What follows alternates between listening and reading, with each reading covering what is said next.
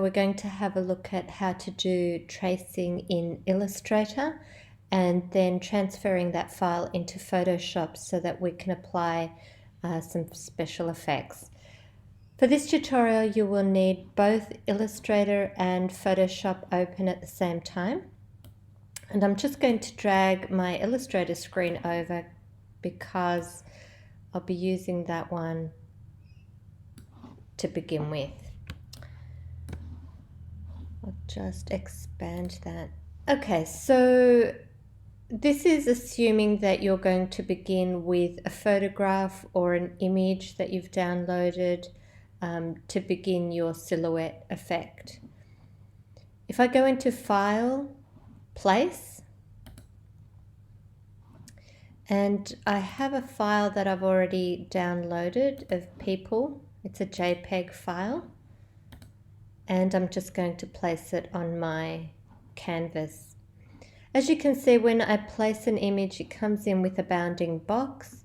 Before I accept that image, if I go up to this top menu, you'll notice that I've got a range of options including image trace. So if I click on the image trace, it will produce an outline of the photograph, the main elements in the photograph, and I can also modify that element further, or the tracing, by clicking on this little menu which is called the Trace panel. So this is going to be my palette that affects what this image looks like. Now Illustrator provides you with a couple of default options for transforming this trace image. You want to make sure that you've got preview selected so that you can see what's happening. And one of the major ways of affecting what the silhouette will look like is by using this slider to modify the selection of the photograph. So as you can see, as I increase the threshold, the images become, or there's more of a higher selection of information. So I just want to find a happy medium, and that looks okay there.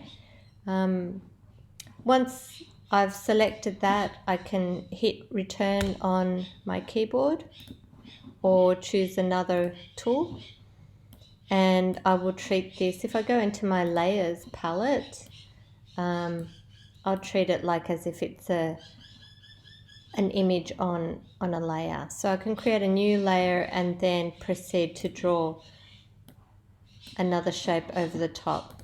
I'll just change the color of that so that you can see how that's affected.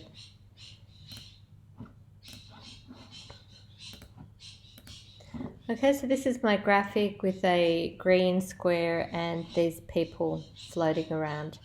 So I'm just going to delete the green square so you can see that it becomes an object on my canvas.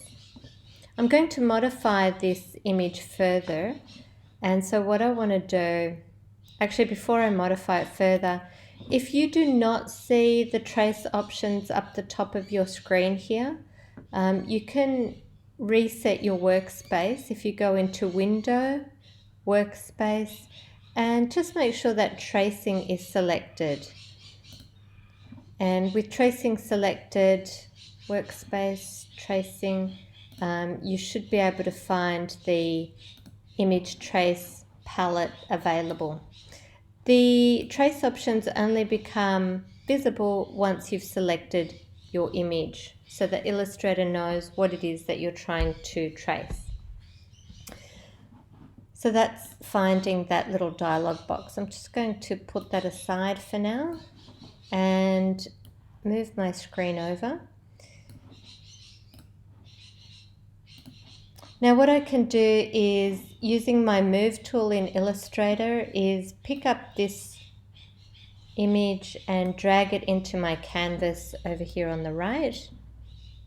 And as you can see, Photoshop understands that this is a vector object, and so it can accept the vector, and you'll know that it's a vector because it has a little symbol next to the image in your layers palette.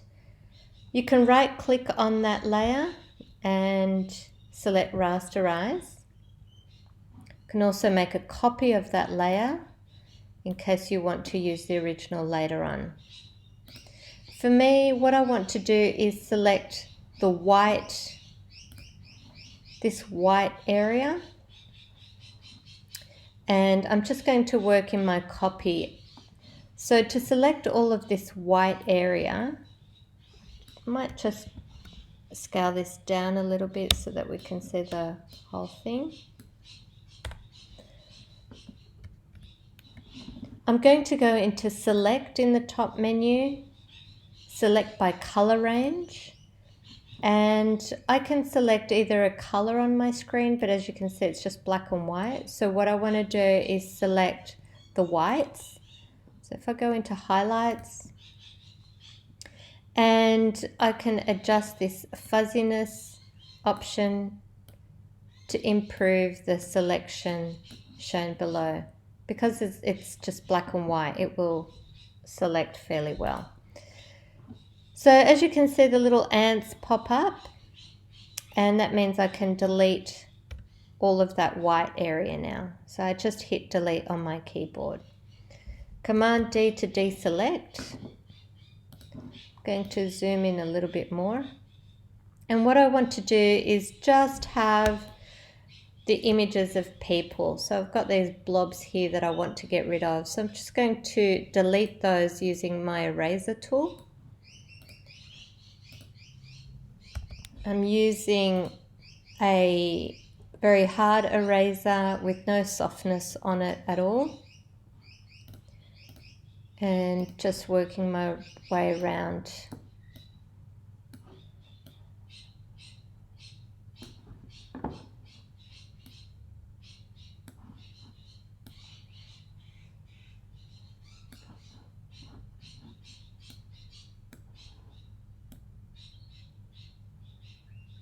Now if you find that the brush doesn't quite work for you, you can also erase parts of your graphic using your pen tool or the lasso tool.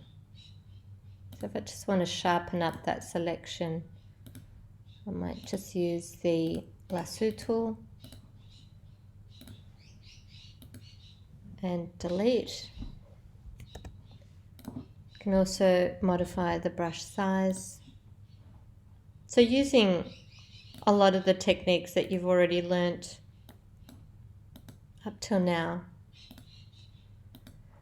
And when I'm satisfied with my image, just make sure that there are no ants around it at this point. Command D to deselect any ants. What I can also do with this image is I can either make it a block color as it is now and change the color of the people by going image, adjustment, hue saturation, colorize, and increase the lightness and adjust the hue. Okay, so that's if you want to give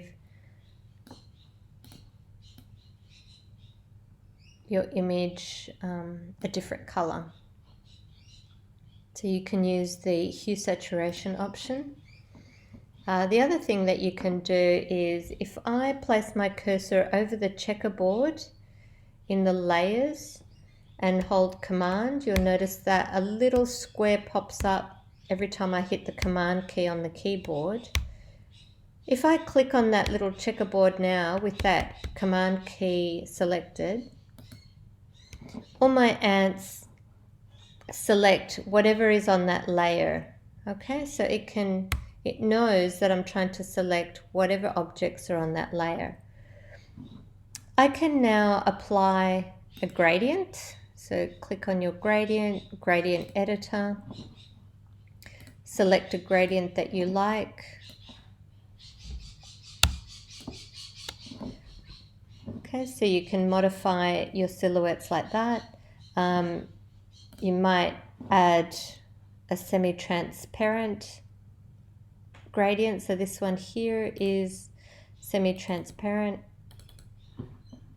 You can also change the color of the transparency.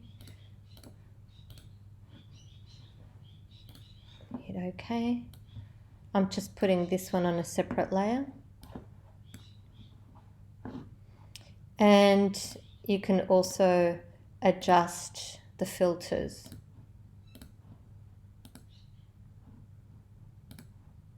As you've done before as well. So those are some options for creating silhouettes in both Illustrator and then transferring the file into Photoshop.